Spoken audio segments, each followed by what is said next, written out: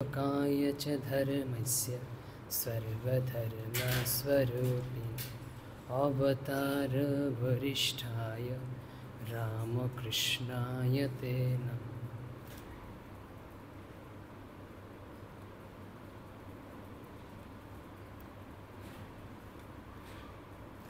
শরতের আগমন হয়ে গেছে, শারদার আগমনের প্রতীক্ষায়। তাকে তিনি শরতে আসেন বলে এবং শরতে তার পূজা হয় বলে তার আরেক নাম শারদা। কিন্তু এই প্রকৃতি একদম নতুন সাজে সাজছে। কাশবনে কাশফুলগুলো এরকম গলা উঁচিয়ে যেন দেখছে কখন আসছেন তিনি, আর শিউলি ফুলগুলো একদম পুলকিত হয়ে রয়েছে কখন তার চরণের আশ্রয় পাবে। তো মন্দিরে মন্দিরে বিভিন্ন স্থানে মূর্তি তৈরি হচ্ছে আমাদের এখানে। তো মূর্তি তৈরি হচ্ছে, পূজা হবে।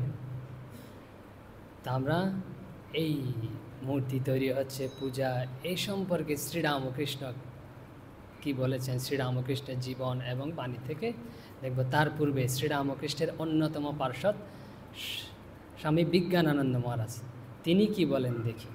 তিনি এই বিষয়ে এক ভক্তের সাথে কথা হচ্ছিল, তা আমাদের বোধগম্য, বোধের সুবিধার্থে আমরা সেটা উপস্থাপন করছি। তো কি মূর্তি তৈরি হচ্ছে, পূজা হবে। তো মহারাজকে ভক্ত গিয়ে বলছে, মহারাজ, যে বিজ্ঞান মহারাজ, হরিপ্রসন্ন মহারাজ, যে মূর্তি তৈরি হচ্ছে, পূজা হবে। তো মহারাজ বলছে, মহারাজ সবাইকে আপনি করে বলতেন। তো মহারাজ বলতে, মূর্তি পূজা করবেন না, একদম বলছে। তো ভক্ত বলছে, মহারাজ কি বলছেন, আমরা তো করে আসছি। বলছে খারাপ। তারপর বলছে সবাই তো করে আসছে, বলছে খুব খারাপ। এটা তো অনেকের পছন্দ, অনেকে কিন্তু এই যে মূর্তি পূজা হয় এটা পছন্দ করে না। তো মহারাজও কিন্তু বলছেন, বলছে মূর্তি পূজা করবেন না। যখন ভক্ত কিছু বলতে চাইছে বলছে খারাপ, আরও যখন কিছু বলতে চাইছে বলছেন খুব খারাপ।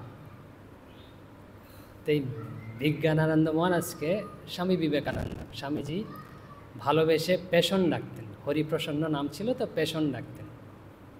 তো ভালোবেসে, খুব স্নেহের পাত্র ছিলেন। তো তিনিও বালক স্বভাব ছিলেন। তো ভক্ত এখন বলছেন, যখন ভক্ত বলছে খুব খারাপ, প্রথমে বলেছে যে মুক্তি পূজা করবেন না, বলছে আমরা তো করে আসছি।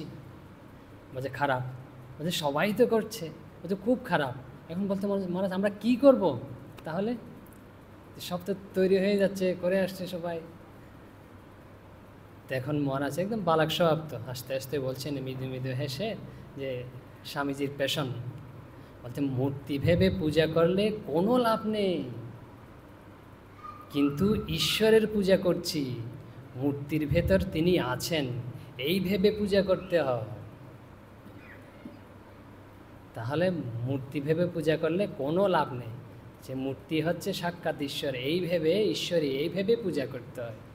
তা আমাদের বিষয় আপনারা নিশ্চয়ই বুঝে গেছেন আজকের, যে মিন্ময় আধারে চিন্ময়ের পূজা। তো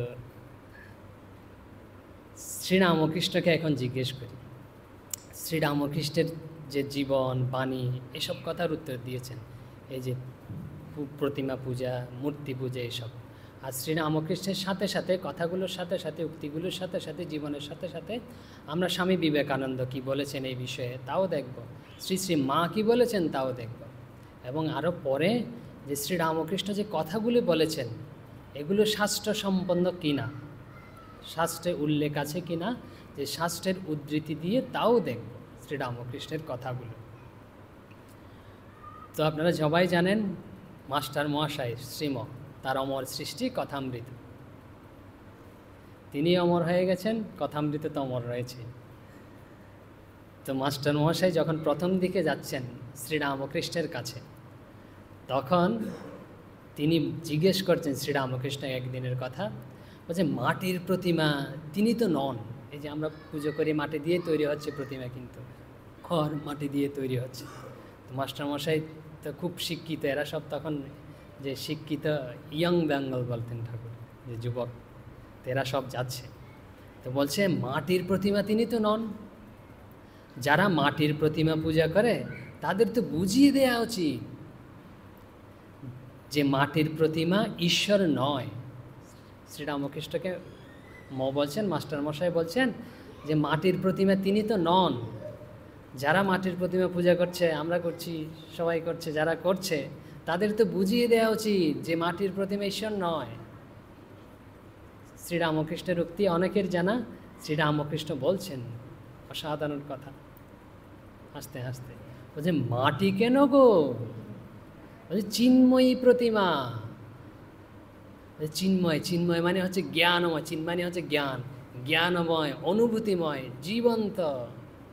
চিৎ শব্দের অর্থই হচ্ছে জ্ঞান, তো জ্ঞান মানে হচ্ছে যে অনুভূতি, যার অনুভূতি হচ্ছে জীবন্ত প্রতিমা। তো এই কথাটা নিয়ে আমরা পরে আর একটু বলবো, শ্রীরামকৃষ্ণের কথাটা শেষ করি। যদি মাটিরই হলো, তো মাস্টারমশাই বলছেন মাটির প্রতিমা যদি মাটিরই হয়, বলছে সে পূজাতে প্রয়োজন আছে। কেউ যদি মাটি ভেবেও পূজা করে, বলছে তারও প্রয়োজন আছে। কারণ আমরা যেরকম আমাদের বুদ্ধি দিয়ে তো কোনোকে বিচার করতে পারি না, সে আস্তে আস্তে বুদ্ধির উপরে উঠবে, বোধ স্তরের উপরে উঠবে, আধ্যাত্মিক স্তরের উপরে উঠতে থাকবে, তখন প্রকৃতির সত্য অনুভব করবে। যে ছোট থেকে বড় পর্যন্ত সব কিছুর প্রয়োজন আছে, শ্রীরামকৃষ্ণ বলছেন। শ্রীরামকৃষ্ণ অন্য জায়গায় বলছেন কারো ভাব নষ্ট করতে নেই, গীতায় একই কথা আছে। ভগবান বলছেন, বলছে নিজের ভাবটা কারো ভাবের মধ্যে দিয়ে অন্যের ভাবটা গুলিয়ে দেবে না, নষ্ট করে দেবে না ভগবান। বলছে যার যেরকম ভাব ওরকম সে আস্তে আস্তে উন্নত হবে। তো শ্রীরামকৃষ্ণ বলছেন যদি মাটিরই হয়, বলছে সে পূজার প্রয়োজন আছে। তিনি আরও বলছেন, উপমা দিয়ে বলছেন বলছেন বলছে যার যেরকম আধার সেরকম ধরবে, অর্থাৎ ভিতরে বোঝার ক্ষমতা সেরকম। বলছে মায়ের বিভিন্ন ধরনের ছেলে রয়েছে, আমরা তো সবাই মায়ের ছেলে, তো মায়ের অনেক রকমের ছেলে রয়েছে। তো মা এই খাদ্য যে তৈরি করে, খাবার যে তৈরি করে, বিভিন্ন জনের বিভিন্ন পছন্দ, বিভিন্ন রুচি, হজম শক্তি বিভিন্ন, সে অনুযায়ী বিভিন্ন ধরনের একই খাবার বিভিন্নভাবে তৈরি করে এবং বিভিন্নভাবে পরিবেশন করে, যাতে ওর রোচক হয়, রুচি হয়। তো শ্রীরামকৃষ্ণ এভাবে উপমা দিয়ে বলছেন, যে এই উপমাটাই দিয়েছে, এরকম উপমা দিয়ে বলছেন এটারও প্রয়োজন আছে, সব কিছুরও প্রয়োজন আছে।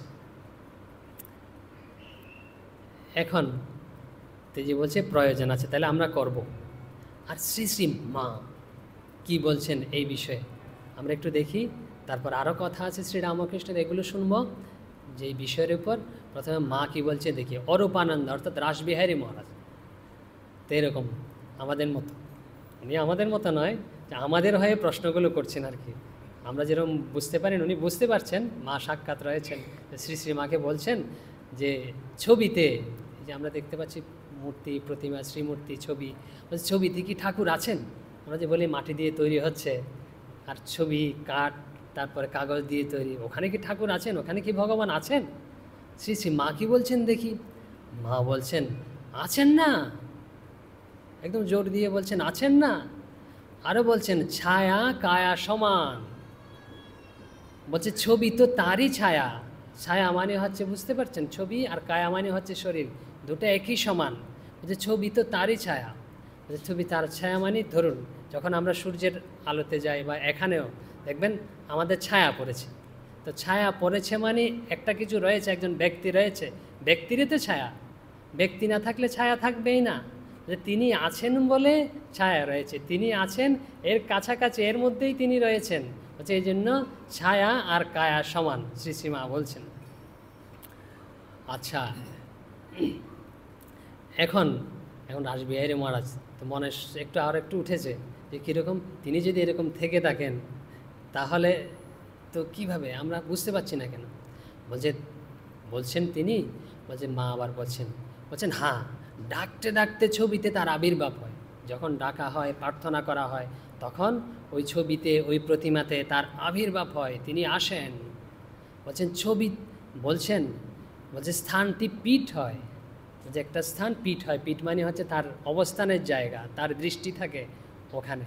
যখন ডাকি ভগবানকে, ডাকতে ডাকতে ওই স্থানটা তার হয়ে যায়। আমরা মন্দিরে যাই কেন, যে উপাসনালয়, বিভিন্ন জায়গায় যাই কেন? কারণ ওখানে সবাই এসে তাকে ডাকেন, তো ডাকেন বলে ওইটা একটা তার জায়গা হয়েছে। আপনাদের যেমন যার যার একটা আড্ডাখানা রয়েছে, আছে তো না, যে সব কাজ শেষ করে আপনারা গিয়ে ওখানে একটু বিশ্রাম করেন, নেই না? কারো কারো থাকতে পারে এরকম, যেখানে বেশি থাকেন। তো এরকম বলছে তাকে যেরকম ডাকতে ডাকতে ওখানে তিনি যান, ওখানে আবির্ভাব হন, আর ওটা তার স্থান হয়, ওটার উপর তার দৃষ্টি থাকে। ওখানে ভক্তরা গেলে ওটা তারা অনুভব করে, ভক্তরা অনুভব করে তার অবস্থান, যে তার আবির্ভাব ভক্তরা অনুভব করে। এখন তিনি আছেন, তার আবির্ভাব হয়, তো বুঝবো কীভাবে যে তিনি রয়েছেন?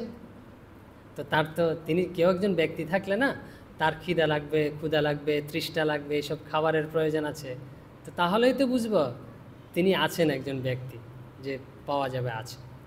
তখন মহারাজ জিজ্ঞেস করছেন আবার, রাসবিহারী মহারাজ, আচ্ছা ঠাকুরকে যেসব ভোগ দাও তা কি ঠাকুর খান? যে ভগবানকে আমরা যেগুলো দিয়ে থাকি, যে ফল মিষ্টি অন্নভোগ, এগুলো কি তিনি খান? এগুলো তিনি গ্রহণ করেন? মা বলছেন হ্যাঁ খান। মহারাজ আবার বলছেন, খেয়ে দেখলে আমরা তো বুঝতে পারি না, যেমন দিয়েছি ওই থালাটা সেভাবে পরে রয়েছে, নৈবেদ্যের থালাটা, আবার কিছুক্ষণ পরে দেখলেন আপনার উঠিয়ে নিয়ে চলে যাচ্ছেন, কোথায় খেলো? আমরা তো কিছুই বুঝতে পারলাম না। আমরা যখন খাই তখন তো ওখান থেকে কমে বাড়ে এরকম হয়, কিন্তু বোঝা যাচ্ছে না।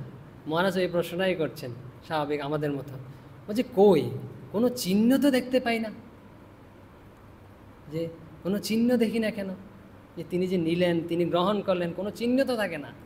মার অসাধারণ উক্তি, যে বলে তাদের অনুভূতি বেদ বেদান্ত ছাড়িয়ে গেছে। ঠাকুরে একই কথা বলবে যে বেদ বেদান্ত ছাড়িয়ে গেছে, যে তাদের অনুভূতি। বলছেন মা কী কথা বলছেন, বলছে তার চোখ থেকে একটি জ্যোতি বার হয়, মানে ভগবানকে যে নিবেদন করা হয়, তো তার চোখ থেকে একটা জ্যোতি বের হয়ে সব জিনিস চুষে দেখে, সব জিনিস চুষে দেখলো। চুষে দেখলে তো এটা কমে যাওয়ার কথা, যেমন একটা চকলেট বা আইসক্রিম যদি আমরা চুষে চুষে খাই, ওটা তো ক্ষয়প্রাপ্ত হয়ে যাবে, কমে যাওয়ার কথা। আপনারা জিজ্ঞেস করতে পারেন কই কমে না তো, আমাদের মতো মহারাজের প্রশ্ন। এখন মা আবারের উত্তর দিচ্ছেন কেন কমে না। বলছেন তার অমৃত স্পর্শে সেটি পরিপূর্ণ হয়, তাই কমে না।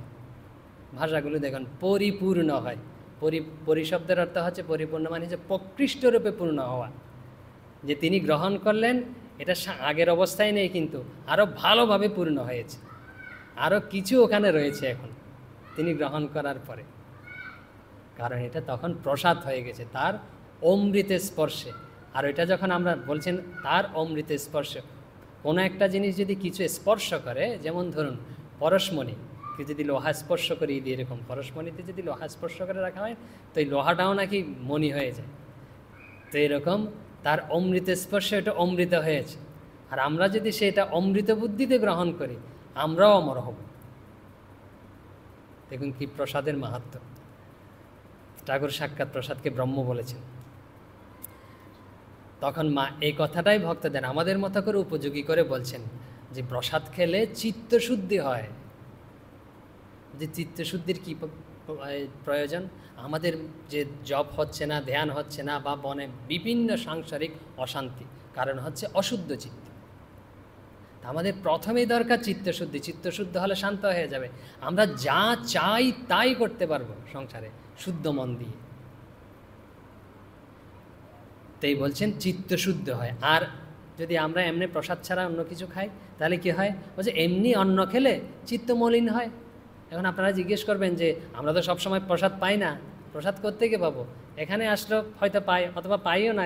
যে বলছেন অনেক সময় পায় না, মাঝে মাঝে পায় হয়তো। তো বলছেন তো প্রসাদ কোথায় পাওয়া যাবে সব সময়? বলছেন মা কিন্তু অন্য জায়গায় এর ব্যবস্থাও করে দিয়েছেন। বলছে সব সময় প্রসাদ কোথায় পাওয়া যাবে?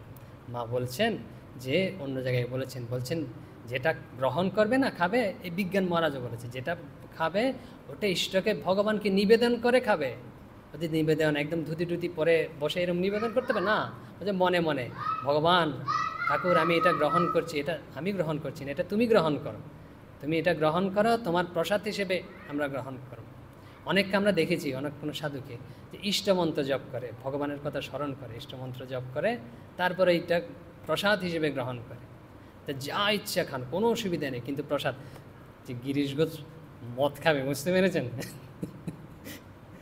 তো ঠাকুর বিধান নিষেধ করছে না, বাবা খেও না, বলছে তোমার খাওয়ার দরকার নাই, না খেতে নিষেধ করছে না, বলছেন ওটা মাকে নিবেদন করে খাবে। বলছে ওটাও নিবেদন করে খেতে বলছে। বলছে আপনারা যাই খান না কেন, যে ভগবানকে নিবেদন করে খাবেন, প্রসাদ বুদ্ধিতে খাবেন, ওতে চিত্ত মন শুদ্ধ হয়ে যাবে। আর মন শুদ্ধির, চিত্তশুদ্ধির খুব প্রয়োজন আছে। আমাদের জীবনে সৎ উদ্বেগ, উৎকণ্ঠা তখন শান্ত হয়ে যাবে। মা, এখন আরও প্রশ্ন আছে, আরেকটু গভীর। এর আগে আমরা একটু স্বামীজির কথায় আছি। স্বামী বিবেকানন্দ কি বলেছেন? স্বামীজি তখন আলোয়ারে রয়েছে। তো আলোয়ারের দেওয়ান খবর পেয়েছে যে একজন এরকম সাধু এসছে, খুব পণ্ডিত ব্যক্তি, খুব জ্ঞানী ব্যক্তি, খুব উপলব্ধিমান পুরুষ। তো তখন ওই মহারাজ হচ্ছে মঙ্গল সিংহ তখন ওখানে নেই, রাজভবনে নেই, তিনি অন্য জায়গায় একান্তে রয়েছেন। তো মঙ্গল সিংহকে খবর দিয়েছে একজন এরকম সাধু এসছে, আপনি আসুন, তাকে দর্শন করুন। মঙ্গল সিংহের আবার ওসব ভাব নেই, তো বলেছেন এরকম খুব পণ্ডিত, পরীক্ষা করে দেখা যাক। তো মঙ্গল সিংহ ওখান থেকে ফিরে এসছে রাজপ্রসাদে। তো স্বামী বিবেকানন্দ, তো স্বামীজিকেও নিমন্ত্রণ করা হয়েছে, তো গেছে। তো সবাই রয়েছে। তো স্বামীজিকে বলছেন যে এই মঙ্গল সিংহ, যে আমাদের কথা হচ্ছিল কি মূর্তি পূজা, তাই তো? তো বলছে মূর্তি পূজায় তো আমার বিশ্বাস নেই। রাজা বলছে মূর্তি পূজায় না আমার বিশ্বাস নেই, তো আমার কি হবে, মানে আমার কোনো অসুবিধা হবে নাকি যে মূর্তি পূজা, আমার এসব বিশ্বাস টিশ্বাস নেই। স্বামীজিও বলছেন বলছে যার যেমন বিশ্বাস। তো স্বামীজি এই কথা বলছেন, ওখানে কেউ কেউ তো স্বামীজির সাথে ভক্তরাও গেছেন। তো ভক্তরা মনে করেন যে স্বামীজি তো শাস্ত্রসম্মতভাবে নিজের উপলব্ধি সহকারে এইসব প্রশ্নের উত্তর তাকে বুঝিয়ে দিতে পারেন, কিন্তু উনি বলছেন যার যেমন বিশ্বাস, ওনাকে ছেড়ে দিলেন। আর হচ্ছে ওনার যে ভুল রয়েছে এটাও সংশোধন করে দিচ্ছেন না। তখন স্বামীজি দেখছেন যে সভা রয়েছে ওখানে এরকম দেখছেন, তাকে দেখছেন একটা ছবি টাঙানো রয়েছে, যে চিত্রপট। তো তখন দেওয়ানকে জিজ্ঞেস করছেন ওই ছবি কার? তখন বলছে ওই ছবি, জানেন অনেকে এই ঘটনা, বলছে ওই ছবি মহারাজের, আমাদের মহারাজের ওই ছবি। মানে আনুন তো নামিয়ে আনুন ওই ছবি। তো দেওয়ান ওই ছবি নামানো হয়েছে, সেপাই দিয়ে ওই ছবি নামিয়ে দেওয়ানজি এরকম ধরেছে, বলছে দেখুন। সবাই বুঝতে পারছে যে স্বামীজি মহারাজের ছবিটা দেখছে, খুব সুন্দর হয়েছে এইসব। তো স্বামীজির সামনে যখন ধরা হয়েছে ওই ছবি, স্বামীজি দেওয়ানকে বলছেন যে এই ছবিতে থুতু ফেলুন। যে এই ছবিতে, স্বামীজি একদম সরাসরি বলছে এই ছবিতে থুতু ফেলুন। এই কথা যখন বলেছে, দেওয়ানজি যেমন এরকম আশ্চর্যান্বিত হয়েছে, সভাসদ সবাই এরকম আশ্চর্যান্বিত। মহারাজ সাক্ষাৎ রয়েছে, মহারাজের সামনে বলছে ওই ছবিতে থুতু দিতে, কীরকম? স্বামীজি যখন দেওয়ানজি করছে, দ্বিধা করছে, বলছে থুতু ফেলুন, ওই যে মহারাজ তো ওখানে রয়েছেন, এটা কি আর মহারাজ? আপনার থুতু দিতে অসুবিধা কি? দেওয়ানজিতে এগোচ্ছে না ভয়ে। কারণ স্বামীজি আরও বলছেন আপনাদের মধ্যে কেউ আছেন নাকি, আপনাদের মধ্যে আপনারা অন্যরা কেউ আসুন, উনি তো পাচ্ছেন না, আপনারা কেউ আসুন, এসে এই ছবিতে থুতু দিন একটু। অন্যরাও কেউ এগোচ্ছে না, একদম সবাই এবং সম্পূর্ণ সবাই একদম নিস্তব্ধ। এই সন্ন্যাসী কী বলছে?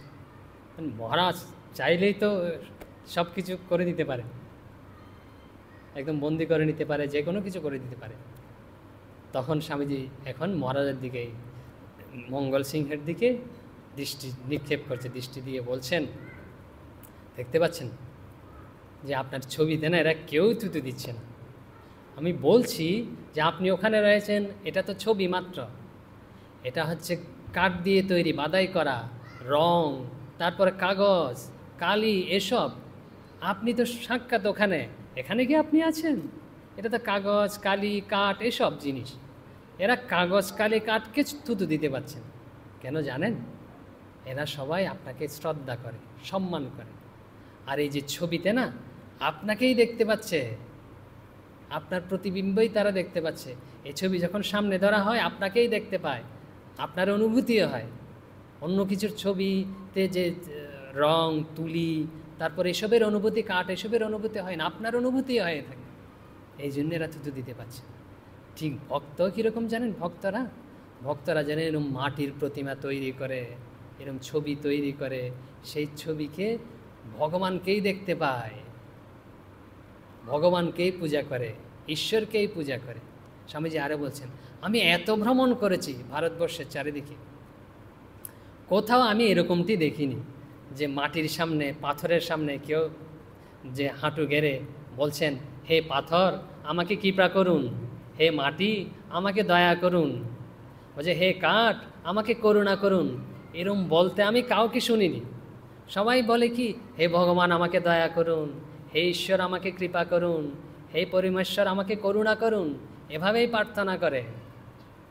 তো স্বামীজি আরও বলে যাচ্ছেন, স্বামীজি বলছেন সকলে এই যে এই প্রতিমাতে, মূর্তিতে কাকে দেখতে পায় জানেন? অদ্বিতীয় চৈতন্য স্বরূপ পরমাত্মাকেই দেখতে পায়। সে অদ্বিতীয় চৈতন্য স্বরূপ পরমাত্মারই পূজা করে থাকে। আর পরমাত্মা কি করেন? এই অদ্বিতীয়, দ্বিতীয় নেই, যে পরমাত্মা যার যেরকম ভাব, যার যেরকম রুচি, তাকে সেভাবে দর্শন দিয়ে থাকে। কাউকে হয়তো কৃষ্ণ হিসেবে দর্শন দিলেন, কাউকে রাম হিসেবে, কাউকে দুর্গা হিসেবে, বা কাউকে অন্য কোনো, যার যার যেরকম অভিরুচি সেভাবে এই পরমাত্মা তাদের সামনে প্রকাশিত হন। তো এইসব কথা বলছে স্বামীজি বলছে, কেউ কখনো এরকম পাথরের পূজা করে না, কেউ কখনো মাটির পূজা করে না, কেউ কখনো পুতুল পূজা করে না, সবাই ঈশ্বরেরই পূজা করে আর প্রতিমার মধ্য দিয়ে পূজা করে। এখন ওই তো রাজা দাঁড়িয়ে রয়েছে, রাজা এখন হাত জোর করছে, বলছে এরকমভাবে না কেউ কখনো আমাকে বুঝায়নি তত্ত্বটি, আমি বুঝতেও পারিনি, তা আপনি আমাকে দয়া করে কৃপা করুন। এখন স্বামীজি বলছেন, আমি কৃপা করার কেউ নেই, ভগবানই আপনাকে কৃপা করবেন, ভগবানের কাছে প্রার্থনা করুন, তিনিই কৃপা করবেন। তো শঙ্করাচার্য বলছেন, স্বামীজির পর একটু শঙ্করাচার্যের কথাই উল্লেখ করি। ভগবান শঙ্করাচার্য বলছেন, এই যে প্রতিমা সংজ্ঞায়িত করেছে। প্রতিমা কাকে বলা হয়? বলছে যার মধ্যে দিয়ে যে পরিমাপ করা হয় তাকেই প্রতিমা বলা হয়। শঙ্করাচার্য উপমা দিচ্ছে, সংজ্ঞা দিচ্ছেন, উপমা বলছে, বলছে যাকে দিয়ে পরিমাপ করা হয় তাকেই প্রতিমা। কী দিয়ে আমরা পরিমাপ করি? স্কেল, বিভিন্ন পরিমাপ কাঠি রয়েছে, স্কেল দিয়ে পরিমাপ করি এরকম। তো মাটি দিয়ে, অমুক দিয়ে আমরা এরকম সাজিয়েছি। বলছে ভগবানের প্রতিরূপ, ভগবান এরকম, ঈশ্বর এরকম, পরিমাপ করছি আমরা। তো শঙ্করাচার্য এই সংজ্ঞা দিয়েছে। আমরা এখন আবার ফিরে যাই শ্রীরামকৃষ্ণের কথা, শ্রীরামকৃষ্ণের কথাগুলো বোঝার জন্য না, এগুলো আস্তে আস্তে অসাধারণ। এখন শ্রীরামকৃষ্ণের আরেকজন শিষ্য হচ্ছে অখণ্ডানন্দ মহারাজ, তার নাম হচ্ছে গঙ্গাধর, তখন বালক। গঙ্গাধর শ্রীরামকৃষ্ণের কাছে যাওয়া আসা করছে। তো বালক যেরকম, এদের বুদ্ধি এখনও হয়তো পরিপক্ক হয়নি, অবতারের পার্শ্বদ, তো তাদের ঠিক দিতে হবে, অথবা আমাদেরই শিক্ষা দিচ্ছে শ্রীরামকৃষ্ণ এভাবে। তো গঙ্গাধর একদিন বসে রয়েছে শ্রীরামকৃষ্ণের ঘরে, তার মনে হয়তো সন্দেহ উঠেছে আর কি, ইনি এত সব জানেন, এত সব বুঝেন, তবুও গিয়ে না ওই পাথরের সামনে হাত জোর করেন আর ওনার কাছে প্রার্থনা করেন। এই ভাব হয়তো উঠেছে গঙ্গাধরের। তখন গঙ্গাধরকে শ্রীরামকৃষ্ণ বলছেন, ঠাকুর বলছেন চল মন্দিরে চল, যে কালীঘরে চল। তো কালীঘরে নিয়ে গেছে এরকম করে হাত ধরে, তার গিয়ে মায়ের সামনে দাঁড় করিয়ে দিয়েছে। মায়ের সামনে দাঁড় করিয়ে না, তারপরে বলছেন দেখ ওই চৈতন্যময় শিব দেখ, শিবের দিকে আঙ্গুলে নির্দেশ করে বলছে ওই চৈতন্যময় শিব দেখ। গঙ্গাধর মহারাজ দেখছে, ঠিকই তো, একদম জীবন্ত।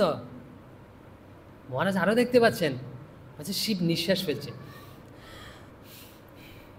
এরকম নিঃশ্বাস ফেলছে, জীবন্ত শিব। শ্রীরামকৃষ্ণ বলছে ওই দেখ চৈতন্যময়। এখন গঙ্গাধর মহারাজ দেখতেন একদম চৈতন্যময় শিব। এরকম তারা চাইলে এরকম করে দিতে পারেন, আসলেই তো চৈতন্যময়ই তো। শ্রীরামকৃষ্ণ কি বলছেন দেখি? শ্রীরামকৃষ্ণ বলছেন, শ্রীরামকৃষ্ণ যখন মন্দিরে ঢুকতেন, যে গর্ভগৃহে যখন ঢুকতেন, যে শ্রীরামকৃষ্ণকে যারা দেখেছেন তারা বলছেন ঠাকুর অন্য কিছু আর দেখতে পেতেন না, ওখানে সাক্ষাৎ মাকেই দেখতে পেতেন। বলছে সাক্ষাৎ জীবন্ত, যে বিভিন্ন কথা, তারপরে উক্তি, যে ব্যবহার, সব এরকম জীবন্তভাবেই তিনি তার সাথে করতেন। কোনো মূর্তি টুর্তি তিনি দেখতে পারতেন না, জীবন্ত দেখতে পারতেন, চৈতন্যময়ী দেখতে পেতেন। তো সেই উপলব্ধি থেকে তিনি বলছেন, বলছে মাকে তিনি দেখেছেন, পরীক্ষা করে দেখেছেন প্রথম বালকের মতো। তো বলছে মা যে এরকম জীবন্ত, অনেকে এরকম বলে পাথর এরকম দাঁড়িয়ে আছে, তারা তো জীবন্ত দেখতে পাচ্ছেন না। শ্রীরামকৃষ্ণ দেখলাম নাকের কাছে নাসিকাগ্রে হাত দিয়ে দেখছেন নিঃশ্বাস ফেলে কিনা। শ্রীরামকৃষ্ণ বলছেন যে নাসিকায় হাত দিয়ে দেখেছি, যে নাকের মাথায় হাত দিয়ে দেখেছে, বলছে মা সত্যই নিঃশ্বাস ফেলছেন, একদম সত্যই নিঃশ্বাস ফেলছেন। আরও কি, তিনি আরও পরীক্ষা করেছেন, বলছে তন্ন তন্ন করে দেখেও রাতে দীপালোকে যে মন্দির দেউলে মার দিব্যঙ্গের ছায়া আমি দেখতে পাইনি। বলছে মন্দিরে যে দেউল মানে হচ্ছে দেবঘর, সে দেউলে মন্দিরে দেবঘরে মায়ের ছায়া দেখতে পাইনি। বলছে ছায়া কীভাবে পড়ে জানেন? যেটা জড় অবস্থা হয়, পঞ্চভূতের যেটা তৈরি, যেটার অবয়ব রয়েছে, যেটা চৈতন্যময় নয়, যেটা জ্যোতির্ময় নয়, যেটা হচ্ছে জড় পদার্থ, ওটারই ছায়া পড়ে। এই যেমন পিলারের ছায়া পড়ছে, আমাদের শরীরে কিন্তু উনি রয়েছেন, আর শরীরটা হচ্ছে জড়। শরীরে যদি উনি না থাকেন না, এর কোনো গাছের মতো আর পিলারের মতো সমানে, তো এই জন্য শরীরের ছায়া পড়ে। বুঝতে পেরেছেন? তো ঠাকুর কি সাধারণ উপরের কথাগুলো বলছেন তিনি পরীক্ষা করে এরকম প্রদীপ দিয়ে দেখেছেন ছায়া পড়ছে না। তার মানে হচ্ছে চৈতন্যময়ী মূর্তি, জ্যোতির্ময়ী মূর্তি। যে শ্রীরামকৃষ্ণ বলেছেন প্রথমে চৈতন্যময়ী প্রতিমা, বলছে মাটি কেন গো? চৈতন্যময়ী। এই একই কথা বলছেন চৈতন্যময়ী। কিভাবে চৈতন্যময়ী হয়? সাধকদের উপলব্ধির কথা বলছি, কীরকম উপলব্ধি হয়, যে সাধক কীরকম অনুভব করে, কিভাবে চৈতন্যময় অনুভব করে, চৈতন্যটা কিভাবে কোথায় রয়েছে, শুধু কি ওই জায়গাটায়? চৈতন্য কি জিনিস বলছেন, চৈতন্য কীরকম, যে আমরা যখন দেখি চৈতন্য, যখন অনুভব হয়, ঠাকুরের কৃপায় দর্শন হয়, যে জ্ঞান হয়, ওটার নামই দেয়া হয়েছে চৈতন্য। যে কীরকম চিৎবাণী হচ্ছে জ্ঞান অনুভূতি, যে কীরকম দেখে মূর্তি, তাই তো? তারপরে মানুষ এরকম দেখছি, আমরা সবাই কীরকম মানুষ দেখছি, পিলার দেখছি, তারপরে প্রতিমা দেখতে পাচ্ছি, তাই তো? তখন কি দেখে? তখন অনুভব হয় এই যে আপনি যে পদার্থ দিয়ে তৈরি, ওই ব্যক্তি একই পদার্থ দিয়ে তৈরি, কোনো পদার্থের কোনো নেই, পার্থক্য নেই। ওটার নাম কেউ চৈতন্য দিচ্ছে, কেউ আত্মা দিচ্ছে, কেউ রাম দিচ্ছে, কেউ কৃষ্ণ দিচ্ছে, কেউ রাম ও কৃষ্ণ দিচ্ছে, কেউ দুর্গা দিচ্ছে। এখন ব্যক্তিগুলো তো হলো, তারপর আরও কি বলছি, যে জড় যা দেখতে পাচ্ছেন, পিলার, কোষা কুশি, ঠাকুর বলেছেন কোষা কুশিও চৈতন্যময়ী।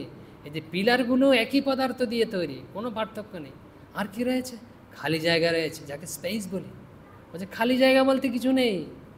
পূর্ণমদং পূর্ণমিদং পূর্ণাৎ পূর্ণমুদচ্যতে, সব পূর্ণ হয়ে রয়েছে, এই চৈতন্যতেই সব পূর্ণ হয়ে রয়েছে। এই খালি জায়গা আর আমার শরীর কোনো পার্থক্য নেই, আমরা অহং বুদ্ধিতে পার্থক্য দেখতে পাচ্ছি। কিন্তু একটা নিয়মের ব্যতিক্রম রয়েছে। কিভাবে হয় সাধকরা ঠিক বলতে পারে না। ওই যে যাকে মূর্তি বলা হয়, যাকে শ্রী বিগ্রহ বলা হয়, ওখানে না ওই চৈতন্যকে একটু ঘনীভূত হয়ে যাচ্ছে, যে কন্ডেন্স হয়েছে। ঘনীভূত বুঝতে পারেন তো? কন্ডেন্স হওয়া, যে কোনো কিছু ঘনীভূত হওয়া, যেরকম যে জিনিসটা রয়েছে সর্বব্যাপক সব জায়গায়, ওটা ওখানে একটু ঘন হয়ে রয়েছে। যেমন দুধ, পাতলা জিনিস, দুধটা যদি আর একটু ঘন করা হয়, কি হয়? ঘি বা এরকম পদার্থ হয়, কন্ডেন্স হয়, তো ওখানে একটু ঘনীভূত হয়ে রয়েছে।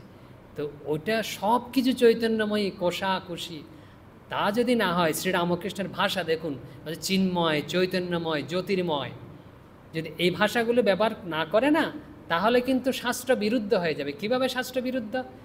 যদি আমরা বলি অদ্বৈত, তাই তো, একমাত্র তিনিই রয়েছেন, তিনি ছাড়া অন্য কিছু নেই। যদি মাটি একটা জিনিস হয়, তিনি আরেকটা জিনিস হন, তার ভিতরে দুই হয়ে গেল।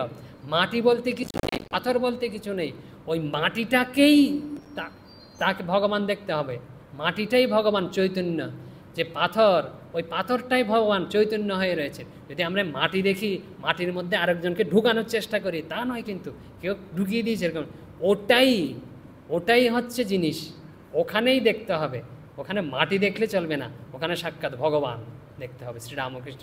যদি ওখানে আমরা মাটি দেখি, যদি ওখানে আরেকজন ভগবানকে দেখি, তাহলে কিন্তু শাস্ত্রবিরুদ্ধ কথা হয়ে যাবে। সর্বোচ্চ যে দর্শন আমাদের বেদান্ত দর্শন, বলছেন একমেব দ্বিতীয়ম, একই রয়েছে, তিনি অদ্বিতীয়, দ্বিতীয় কিছু নেই, একই রয়েছে, তো একই রয়েছে, তিনিই রয়েছেন।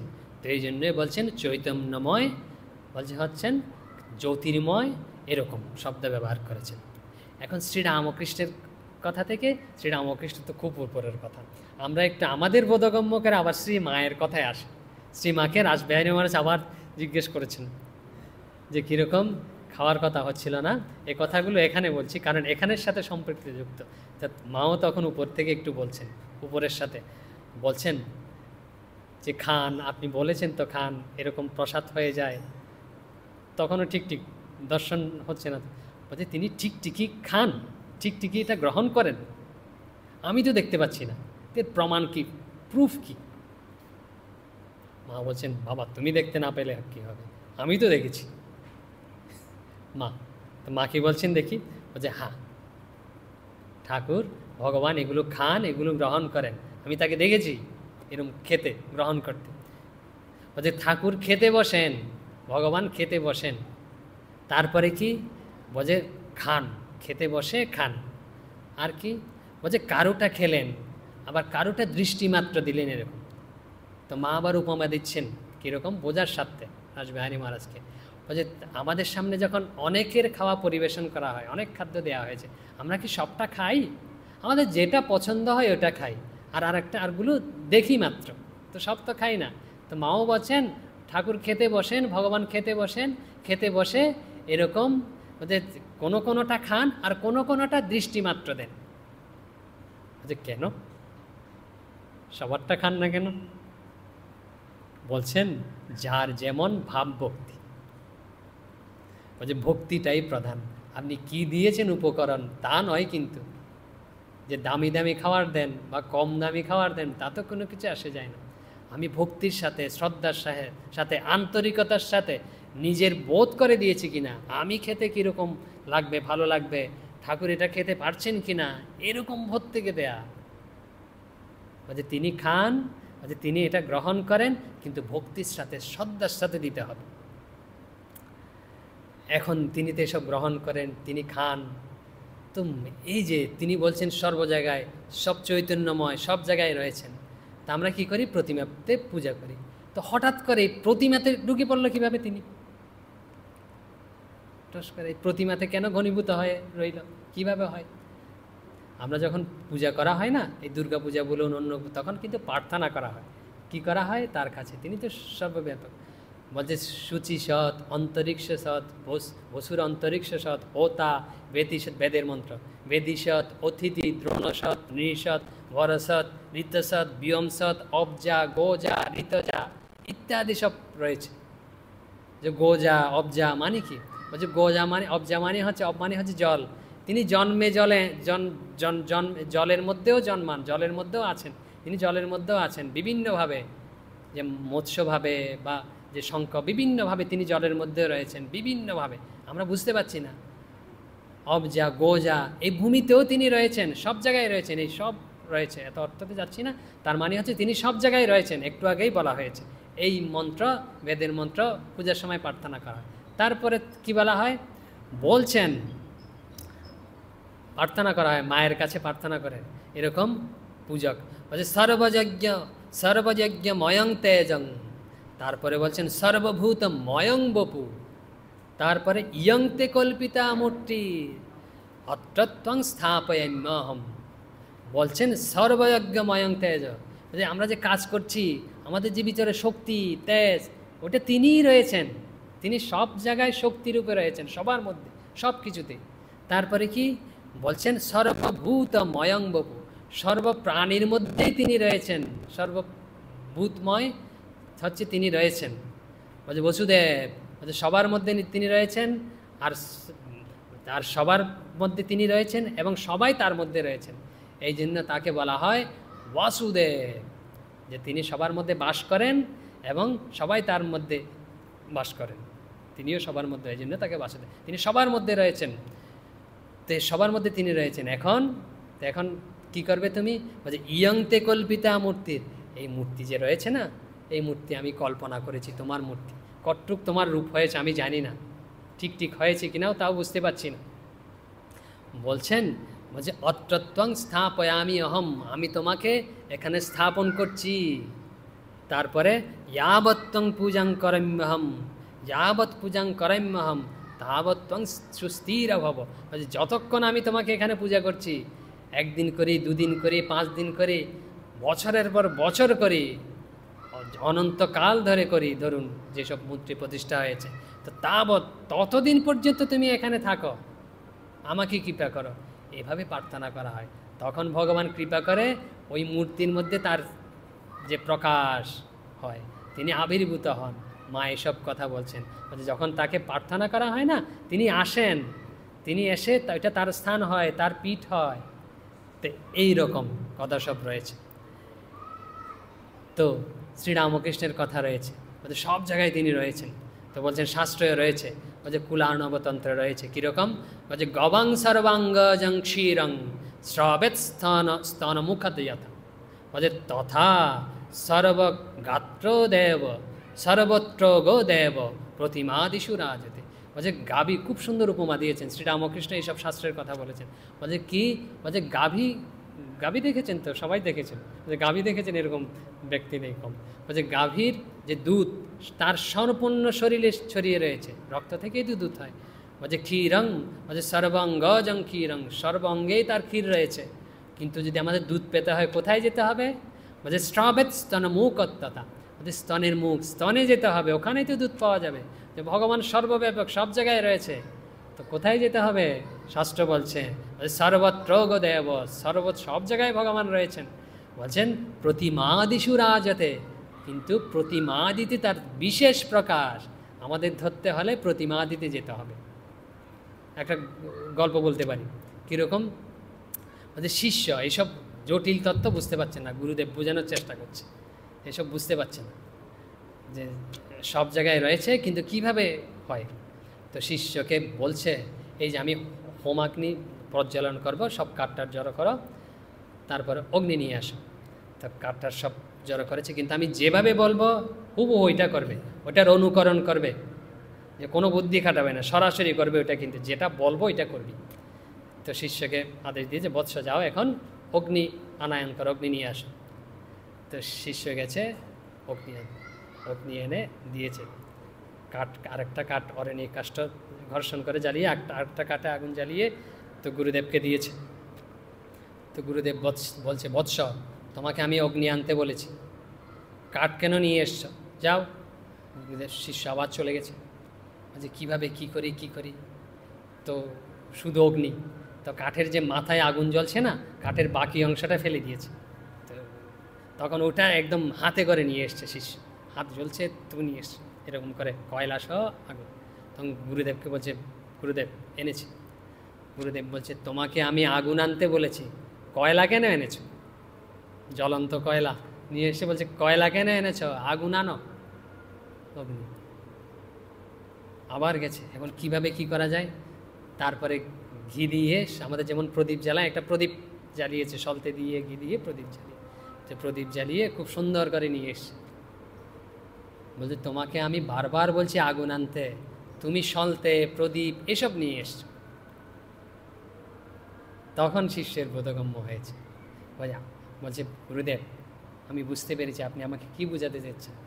আধার ছাড়া কখনো, অগ্নি সব জায়গায় রয়েছে, আমাদের শরীরে রয়েছে জঠর অগ্নি, সব কিছুতেই তাপ রয়েছে, কাঠের মধ্যেও রয়েছে, কিন্তু আধার লাগবে।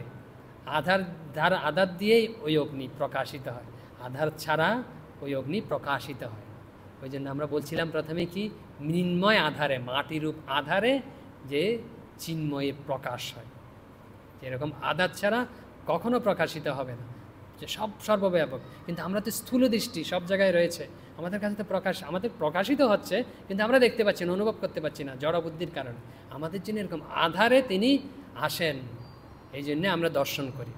শ্রীরামকৃষ্ণের একটা কথা বলি, যে একদম শেষ কথা, দেখবেন খুব প্রচলিত আমাদের যে বিভিন্ন যে শ্রীরামকৃষ্ণের বাণী, কাঠের যে পিছনে যে নিমন্ত্রণপত্র, ওখানে অনেক সময় ছাপিয়ে দেওয়া হয়, জানেন আপনারা, মুখস্থ সবার কি, যে প্রতিমায় আবির্ভাব হতে গেলে 3টি জিনিসের দরকার। বোঝা হচ্ছে পূজারীর ভক্তি, আর দ্বিতীয় হচ্ছে প্রতিমা সুন্দর হওয়া চাই, আর তৃতীয় হচ্ছে গৃহস্বামীর ভক্তি। এটা শ্রীরামকৃষ্ণ কোত্থেকে বলেছেন, শাস্ত্রে আছে কিনা? তিনি কী বলেছেন? পূজারীর ভক্তি। যে পূজা করছে, যা আপনি বলুন, তো পূজারীর কিন্তু ভক্তি, বিশ্বাস থাকা চাই, ভক্তি থাকা চাই, যে এখানে ভগবান রয়েছেন, তা থাকা চাই, নাহলে হবে না। কিন্তু যে আমাদের অনেক সাধুরা বলে নিজের ঘরটা না তীর্থক্ষেত্র করে ফেলো, যে ঘরটাই তীর্থ হবে। যে কেন কীভাবে তীর্থ হয়? শ্রীরামকৃষ্ণ যেখানে ছিলেন ওখানে তীর্থক্ষেত্র হয়ে গেছে। স্বামী বিবেকানন্দ যে ঘরে ছিলেন ওইটা তো তীর্থক্ষেত্র, সবাই দর্শন করতে যায়, ওখানে প্রণাম করে। কীভাবে তীর্থক্ষেত্র হয়েছে? কারণ তাদের ভক্তি বিশ্বাস এত প্রবল, তাদের আধ্যাত্মিক জীবন এত প্রবল, এত শক্তিশালী, তারা যেখানে থাকেন ওটা তীর্থক্ষেত্র হয়ে গেছে। তো ভগবানের আবির্ভাব হবে না? যে সাধকের ভক্তদের এরকম দৃঢ় বিশ্বাস থাকা চাই, শ্রীরামকৃষ্ণ বলছেন। তারপর কি? প্রতিমা সুন্দর হওয়া চাই। প্রতিমা সুন্দর মানে আবার অনেকে আজকাল খুব আধুনিক করতে গিয়ে না বিভিন্ন এরকম যে এরকম সুন্দর নয়, কিন্তু কীরকম সুন্দর? সুন্দর মানে হচ্ছে শাস্ত্রীয়। শ্রীরামকৃষ্ণ বলেছেন যে দেবীর মতো হওয়া চাই। যে দেবী তো প্রতিমা মানে হচ্ছে দেবী মূর্তি। যে দেবীর চক্ষু কীরকম, দেবীর অঙ্গের অবয়বগুলো দেবীর মতো হওয়া চাই। টানা টানা হওয়া চাই। একজন প্রতিমা তৈরি করছে, এটা প্রতিমা হয়েছে, মানুষের চক্ষু হয়ে গেছে, দেবীর চক্ষু হতে হবে। দেবীর চক্ষু টানা টানা হওয়া চাই। আর এরকম লক্ষণ আছে যে শরীরের অবয়বগুলো দেবতার মতো হওয়া চাই, মানুষের মতো নয়, অসুরের মতো নয়, পেতনির মতো নয়। এরকম বিভিন্ন যে আমরা কি বলে এটাকে, বিভিন্ন আধুনিকতার ছোঁয়ায় যে করতে গিয়ে না যে সুন্দর করি তা নয়, যে দেবী ভাব এটা মুছে যাচ্ছে। আমাদের প্রতিমা দেখলেই দেবভাব দেবীভাব উদ্দীপিত হতে হবে। তাহলে যে প্রকাশ করতে হয়, তাহলে হচ্ছে প্রতিমা সুন্দর হওয়া চাই। শ্রীরামকৃষ্ণ বলছেন, শাস্ত্র আছে, শাস্ত্রের কথাটা আমরা বলব। আর হচ্ছে গৃহস্বামীর ভক্তি থাকা চাই। গৃহস্বামী আপনারাই পুজো করছেন, তা আপনাদের সবার ভক্তি, অথবা যদি সমষ্টিভাবে ধরলে সবার আপনাদের, আর যদি বেষ্টিভাবে ধরি যার ঘরে পূজা হচ্ছে তার ভক্তি থাকা চাই। ভক্তিতেই তিনি সব আয়োজন করবেন। তো কুলার্ণবতন্ত্রে একদম এই শ্রীরামকৃষ্ণের কথাটাই রয়েছে। শ্রীরামকৃষ্ণের কথা বলছেন একদম অশাস্ত্রীয় নয়। বলছেন ওখানে তন্ত্রে কি রয়েছে? অভিরূপ্যা চ বিম্বস্য, বলছেন পূজয়শ্চ বিশেষত, বলছেন সাধকস্য চ বিশ্বাসাৎ সান্নিধ্য দেবতা ভবেৎ। মোটামুটি একটু একটু বোঝা গেছে, এখন বলছেন অভিরূপ্যাৎ চ বিম্বস্য। বিম্ব মানে হচ্ছে প্রতিবিম্ব, প্রতিমা মানে হচ্ছে প্রতিরূপ। ভগবানের প্রতিবিম্ব হচ্ছে প্রতিমা। প্রতিবিম্ব বুঝতে পেরেছেন? আমরা যখন আয়নার সামনে দাঁড়াই তখন আমরা কি দেখতে পাই? আমাদের প্রতিবিম্ব দেখতে। কেউ কখনো নিজেকে দেখেনি, সবাই প্রতিবিম্ব দেখেছে। তো একজনকে জিজ্ঞেস করছে স্বামীজির কথায়, স্বামীজি একজন বলছেন যে আপনি কি ভগবানকে দেখেছেন? তারপর দেখে থাকলে আমাকেও দেখান। বলছে ভগবানকে কেউ এই পর্যন্ত দেখেনি, সবাই ভগবানের প্রতিবিম্ব দেখে থাকে। যেরকম যে ভগবান তো আমাদের মধ্যে রয়েছে, আমরা নিজেকে নিজে দেখতে পাই, এটা তো অন্য ব্যাপার হয়ে যাবে। বলছে ভগবানের প্রতিবিম্ব দেখা যায়। বলছেন এরকম বলছে প্রতিবিম্বস্য অভিরূপ্যাৎ, বলছে প্রতিবিম্বের যে রূপটা না এরকম হতে হবে, ভগবানের মতো হতে হবে, সুন্দর হতে হবে, শাস্ত্রের কথা। তারপর কি? পূজয়াশ্চ বিশেষত, যে বিশেষত বিশেষভাবে তার পূজার আয়োজন করতে হবে।